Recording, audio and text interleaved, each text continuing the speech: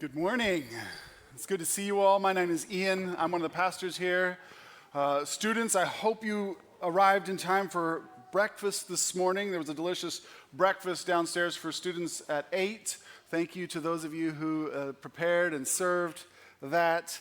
That will continue for the next couple of weeks. So tell your friends, 8 a.m. if you are a college student or can pass as one, 8 a.m. breakfast. If you have a Bible, you can turn to Ruth chapter 2, or if you have a device, you can Google Ruth chapter 2, and the letters NLT should take you to the version we're using this morning. If this is your first Sunday with us, you've chosen a great time to visit, because each year during September, we take 3 weeks to preach through our core values, and at the end of this 3-week series, all of us get scrubbed from the membership rolls. The board gets kicked off, pastors get kicked off, all of us, and then each of us is invited to join or to rejoin for the upcoming year. And this slightly strange practice has at least 2 advantages. Firstly, in a highly transient time and in a more transient part of our city, it keeps our commitments fresh. Some of you are only here in Baltimore for a few months or a few years. Maybe you came here to pick up a degree. Maybe your job brought you here for a while and then will move you along. And maybe the heartbreak of the Ravens will just prove too great a weight to bear. So we want to be realistic about that. We're not asking you to commit forever. But if you know you'll be here for a year or most of it, I'm hoping that you'll be willing to go all in, to commit all the way for a year. The second advantage of this strange practice is that we all recenter once a year around these core values together, and we use these values to help us stay on mission as an organization. We use them to evaluate how are we doing. Are we being effective? And if you elect to join St. Mo's in a few weeks, I hope it is not least because these things have come to matter to you too. For the first 8 years of our life as a church, we tried to imagine how these values are best expressed here on the corner of 31st and Barclay. But this year, as we turn 8 years old, we are gestating a new church, or to put it more precisely, we're planning to establish an additional site of this church. So, Lord willing, by the spring, St. Mo's will have a location here in Charles Village and another location on the Harford Road corridor in Hamilton, Laurelville neighborhoods. It'll be a single church because it'll share leadership and resources, but it will be 2 sites, each one of these sites trying to live out these core values in a different neighborhood of Baltimore City. Several years ago, as I was walking the blocks around this building, I bumped into a neighbor woman who said to me, "You're the pastor of that ho-ho-ho church, aren't you?" And being a pastor is not the most prestigious job in 2024, but I'll usually own up to it when accused. So tentatively I said, I am a pastor, but what was that other bit? And she said, the ho-ho-ho church, hope, hospitality, holiness. Ho-ho-ho. I said, cool. It wasn't our intent that our core values could be shortened to ho-ho-ho, but it was deliberate that each one of these values could be a different angle on the same thing. Each one of these values, I hope you'll come to agree with me, is a reflection on what Christians call the gospel. To put it differently, by onboarding and then living out these core values, we are putting skin on the good news that the God who created the world loves it so much that he has set about rescuing it and renovating it at his own great cost. He is so committed to doing this through humanity that historically he worked through an ancient people group called the Hebrews, and then he worked climactically through his own son, God in human flesh, Jesus the Messiah, and now he is at work through women and men of all ages, of all ethnicities across the globe and right here in Baltimore City. Today we're talking about the core value, hospitality. This image on the screen is a little village church in the French town of Le Chambon. If you read French, on the lintel there, aimez-vous les uns les autres, love one another. Philip Halley, who studied the villagers of this little village, Le Chambon, knew that during the Nazi period, this village undertook at their own great risk the practice of sheltering and sequestering Jewish people who were fleeing the Gestapo and then the Vichy police. Eventually, the police came for their own pastor. I've told you that story before. We're not going to revisit it all this morning, but listen to what Philip Halley says as he studies this village. I learned that the opposite of cruelty is not simply freedom from cruel relationship, it is hospitality. When I asked them, the villagers, why they helped these dangerous guests, they invariably answered, "What do you mean, why? Where else could they go? How could you turn them away?" The opposite of cruelty is hospitality. How many of you think our cultural moment could use a little more hospitality? The ancient world was a cruel world, and it was particularly cruel for women, for widows, for foreigners. Ruth is all three. The stunning little book of the Bible that bears her name is stunning, not least because the customary cruelty of the ancient world, sexism, xenophobia, violence, all of it becomes the backdrop for profound hospitality. When we meet Ruth in our teaching text this morning, we've already been told that she's a Moabite. She had married into a Jewish family who had themselves migrated earlier to Moab in order to escape a famine. But there is antipathy between these two nations, the Jews and the Moabites. In fact, you might know a few generations later, pre-King David is on the run for his life. And so his parents escape Judah and go to live in Moab, presumably because they know it'll be harder to extradite them from there. No love lost between these nations. And yet, with courage and with grace, once Ruth is widowed, she then commits to staying with her also widowed mother-in-law, Naomi, who is returning to her homeland among the Jews. Both of them, Ruth in particular, would have been very vulnerable and would have felt it, trying to scratch out a life in a foreign land.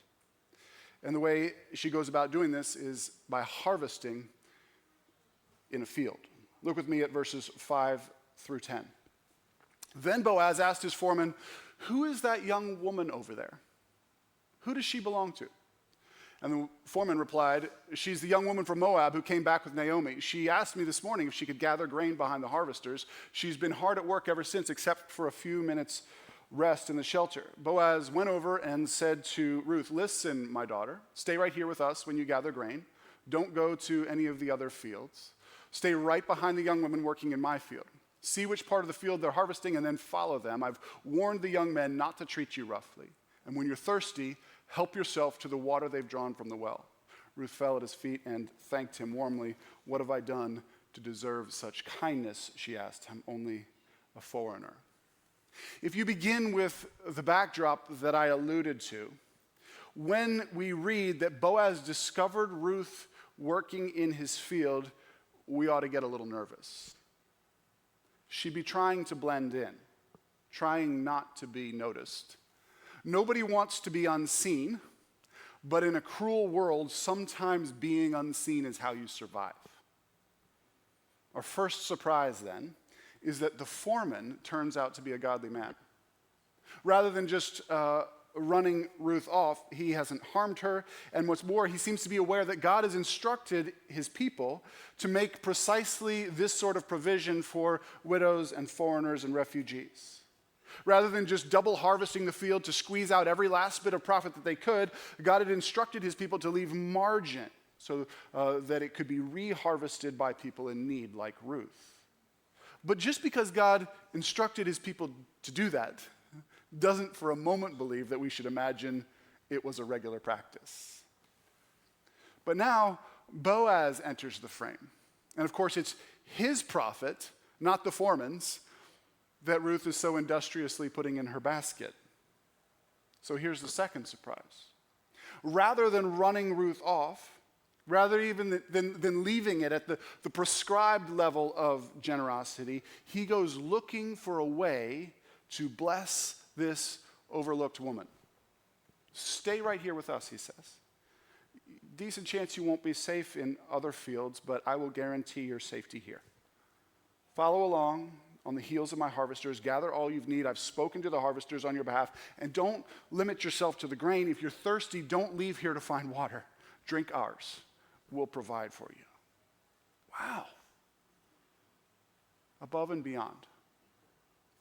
First principle I want to highlight for us is this: Christian hospitality prepares to welcome. When Jewish people on the run crept into Le Chambon on a snowy evening in 1941, the Christians they found there were already prepared to welcome them, because their pastor, André Trocmé, and his assistant, Eduard, had gone ahead to mobilize the church small groups to receive and to shelter these refugees.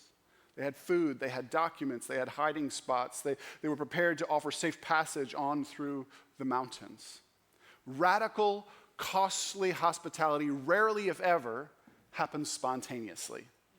It happens because someone prepared to welcome.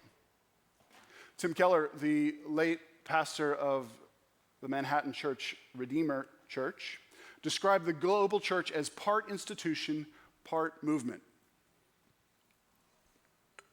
Part institution, part movement. Unless a church successfully organizes as an institution with systems and leaders and training and ways of stewarding resources, it's going to struggle to outlast one charismatic leader. Institutions are the ways we pass good on to future generations. However, institutions also have inherent gravity. They move sluggishly, they're not nimble, they atrophy and they ossify. And unless a church is also a movement, the tendency of an institution is for the gaze to go inward. They gravitate towards comfort and to the preferences of those on the inside. And the most effective way for the church to retain its edge as a movement is for it regularly to replant itself, spawning new churches. When the church replants itself, it prepares to welcome.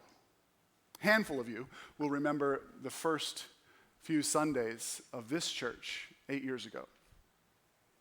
There was a lot of buzz on that first Sunday, but by around week 3, all the well-wishers and looky-loos had disappeared. Sam and Kenneth and I shared a small circular table about this size in a small office. And I came in one day to a graph that Kenneth had drawn on the whiteboard, charting our attendance and projecting its trajectory. It was down and to the right. And this ski slope of a trajectory crossed the x-axis about a month out from where we were, and my sweet brother had marked it with an asterisk. St. Mo's ceases to exist. You handful who were part of St. Mo's then remember that we didn't have the luxury of being focused on our own preferences. We met in a black box theater that was regularly and almost always without warning rearranged for whatever play was going on in there. I remember one Sunday, the bassist was perched precariously on a platform about 2 feet above my head. We didn't have extensive programming. Very few things were comfortable or well-resourced. But we were aflame with the good news. And we were eager to share Jesus and whatever else we could with anyone God would put in our path. Starting this new site is going to stretch us. It'll be a little bit like the start of each new Alpha season, for those of you who have participated in Alpha. 10 minutes before that first Alpha, we're still there huddled up in prayer, just begging God to bring the people we've invited so that we don't have to take home all that extra food. Think of your own home. When guests arrive to our house, my kids know that Jill will have gone out in advance and bought groceries that we don't normally buy. Why? It's out of love. She's preparing to welcome. Preparing to welcome is an act of love. From what we can tell of first century Jewish wedding ceremonies, it happened a little bit like this. A betrothed man would come to the house of his fiancée. He would share a drink and celebration with his father-in-law-to-be, and then he would invite his affianced to come away with him to the home that he had prepared for them, usually an addition on his own parents' house. You remember what Jesus told his followers the night after he had washed their feet in an act of great hospitality? Do you remember what he says at the start of John chapter 14? There's more than enough room in my Father's home. If this were not so, would I have told you that I am going to prepare a place for you? When everything is ready, I will come and get you so that you will always be with me where I am. Jesus is preparing to welcome you. Let's look back at our passage. Boaz has welcomed Ruth into the hospitality of his farm. We'll see more of that in a minute. They have made the family connection, underlining that while she is an outsider, she's a foreigner. It turns out she's actually part of the extended family. And side note, that's a little picture of the gospel right there. But I want you to hear what Boaz says next. Look with me at verse 12. May the Lord, the God of Israel, under whose wings you have come to take refuge, reward you fully for what you have done. Now, that might sound like it's just sort of pious well-wishing, like, bless you, brother, rather than sup, dude. But I don't think, just indulge me here, I don't think it's just pious well-wishing. Who is it, straightforwardly, that has provided refuge for Ruth? It's Boaz, right? In fact, any sort of direct action on the part of God is noticeably absent in the entire book of Ruth. It's not that God isn't working. It's rather that the book of Ruth is this masterclass on God working in and through human agents. It's in the "it just so happened" of verse 3 in chapter 2. It's in the "while she was there" of verse 4. It's in the "just at that time the man they were looking for came by" in chapter 4, verse 1. It's in this succession of apparent happenstances in which God is unmentioned that Ruth is beckoning us to see God himself is at work. In fact, it's literally under Boaz's wings, same word, kanaf, is translated wings here in chapter 2 and corner of his robe in chapter 3. It's literally under Boaz's wings that she will take refuge. But the whole thing is urging us to see something more. And here it is. Just like Ruth's steadfast love for her mother-in-law Naomi is a picture of God's steadfast love for her people, so Boaz's hospitality participates in divine hospitality. This means at least two things. First, when we show hospitality, not only are we doing something that resembles what God does, we're also participating again in his hospitality toward us. Here's what I mean. Surf with me through your memory of the various episodes of hospitality in the Bible. Check this out. You find a fascinating theme emerging. When God's people show hospitality, they end up experiencing God's hospitality.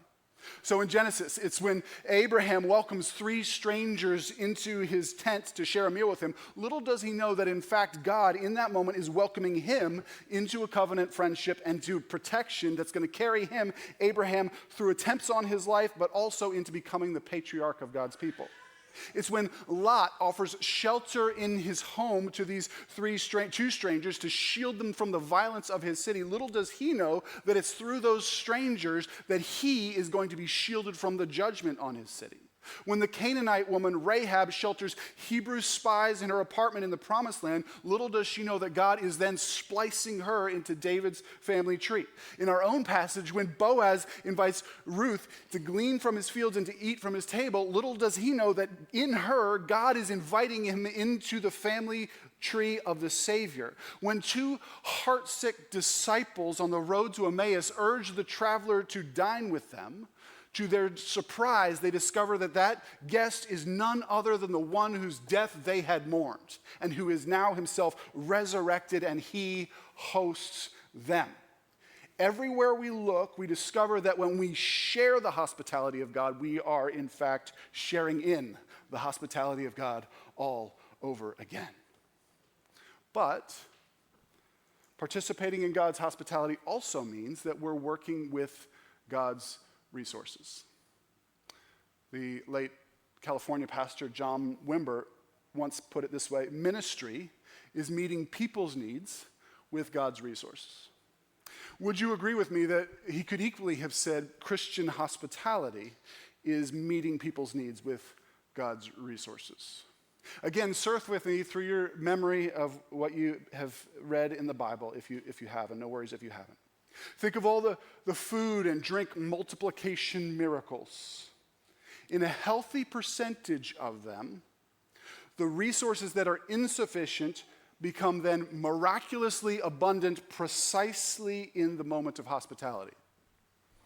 So it's when the Zarephathian widow agrees to serve Elijah with the last food she has in her cupboard that suddenly she has endless supply of oil and flour.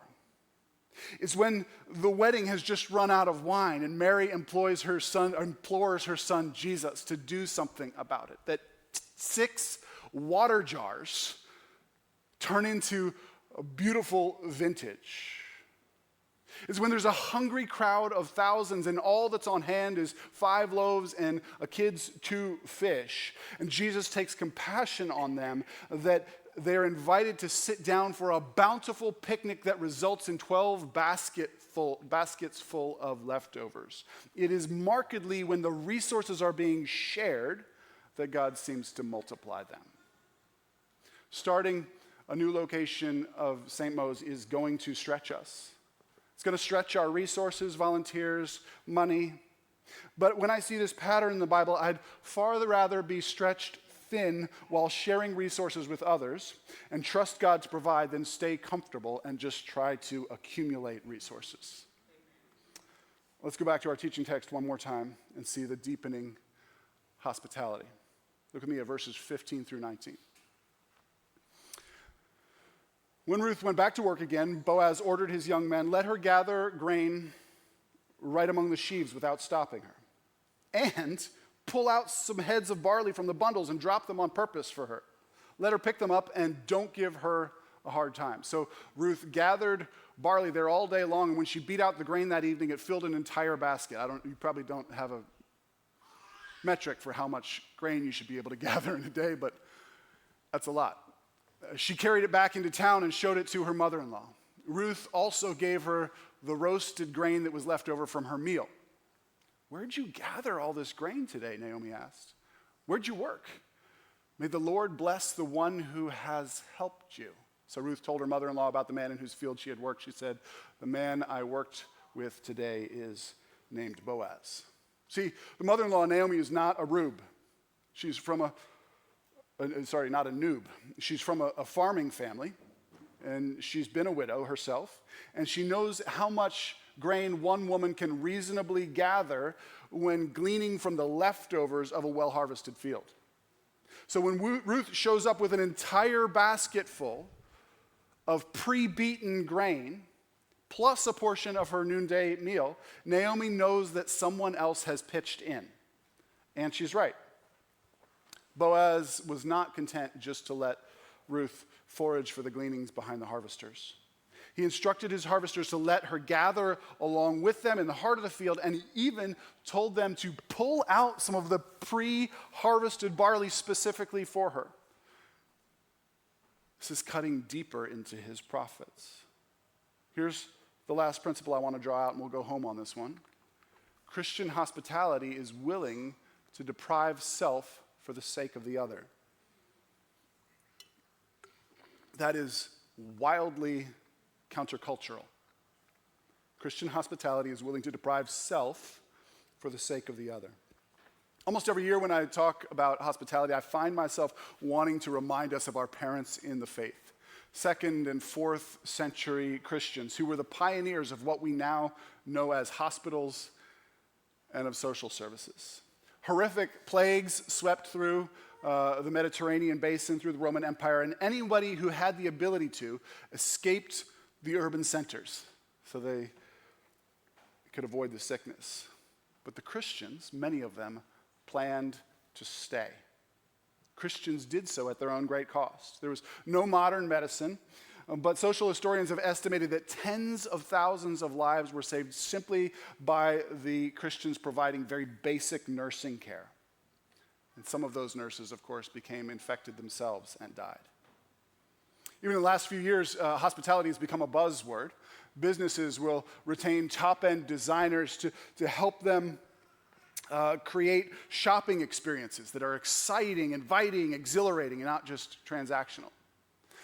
Short-term rental platforms like Airbnb and Vrbo are selling a dream of welcoming, hospitable spaces. Christian hospitality, though, it often goes to the bone. It's willing to forfeit so that another can receive. It's willing to risk so that another can survive. It's willing to endure so that another can be made whole. For me, one of the most gripping moments in the entire biblical narrative is when Jesus, nail-pierced and dangling from a cross, cries heavenward the first few lines of Psalm 22. Eloi, Eloi, lama sabachthani. My God, why have you forsaken me? And the Bible doesn't make us privy to all that is happening in the spiritual realm in that moment. We're conjecturing. But I think what Krish Kandiah says rings true to me. In some profound and mysterious way, the Godhead, the one God who is in three persons, was disrupted by the cross, he says. The consequence of Jesus carrying the crushing weight of the world's sin on his shoulders is that he and the Father in that moment are estranged. Somehow, Jesus had to be forsaken by his Father so that we could be forgiven. He was rejected so that we could be accepted. He, in that moment, was excluded from the mercy of God so that you and I might be included forever. Here is the ultimate act of hospitality, that Jesus would be displaced from the presence of God so that we might be welcomed into it. This divine hospitality, it's at the heart of the atonement. And it runs right the way through the pages of the Bible story. And it needs, friends, to be at the beating heart of St. Moses too. Christ's cross should be the pattern for our lives. And it means then that we offer Christ's welcome. I like to say each year that each one of these core values should provide us with a way of gauging our progress. If you are investing yourself into the life of this church family, you should be able to look back in a year's time and see progress of hospitality in your life. You should be able to point to where the divine hospitality in the life of this church has brought you deeper into relationship with people who are not like you, whoever your like you is.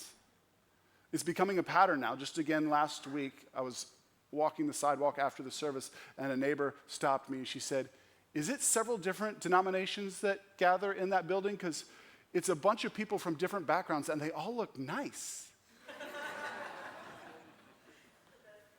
You should be able to point to opportunities to stretch yourself out, sharing what you have to share with people who have been overlooked, with people who are experiencing need.